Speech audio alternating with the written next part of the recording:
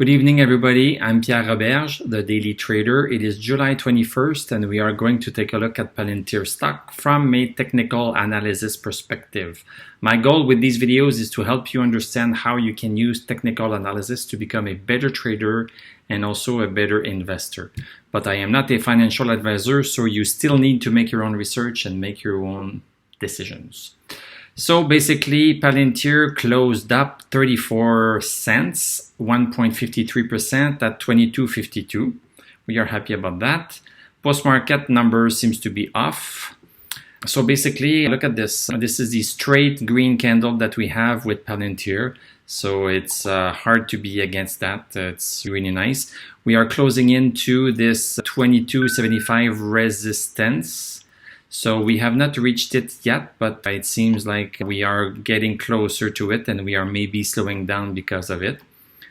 Let me go to the 1 hour chart. So basically 9:30 was right here. Nice green candle, first hour of the day. Then a little bit of a sideways action, then another nice green candle. And we have been coming down, back down ever since. And the last hour, we have also a green candle. And if you notice that we never went below the low of the candle at 11:30. We have been trending sideways, and I like to see this green candle during the last hour. And stochastic is still super high. MACD is great, and DMI is great. So this seems like to be just a little bit of a pullback, and things should be able to continue tomorrow. Let me go back to the daily chart. Let's look at the indicators on the daily chart. So stochastic is climbing a little bit back up at 28. Still quite low stochastic. So I would be surprised personally if the stock would be going super fast back to 27. I would be surprised to see that.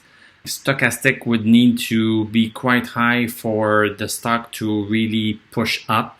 So I would not be surprised that the stock makes a pause maybe at 22.75 or at 24.30, a little pause somewhere so that the stochastic would be able to catch its breath and everything so that it goes back up. That's my feeling. I have been wrong in the past and I have been right. So this is why we still have a thumb down, a red thumb down here. MACD is also a red thumb down. Everything is red. In terms of the indicators, this just goes to show that indicators are lagging indicators. They show what has happened in the past, and things that are more recent, like the last couple of days, don't have as much weight as the past. So this is why we love those indicators, because we are not just focusing on what is happening right now, but we are looking at the context. So context-wise, yes, we have a little bit of a bounce, but context-wise, the stock took a big drop. This is why the indicators will take some time to adjust to the new reality if Palantir continues in the same direction. But nice day for Palantir, and let's hope it continues, because we like it when this stock goes up, because we like the company, and if we are long in this stock, we like it even more. Thank you very much for watching. Thank you for commenting. Thank you for subscribing. I pay special attention to the questions asked by the members of this YouTube channel. We have a Patreon account, Discord server, TradingView affiliate link.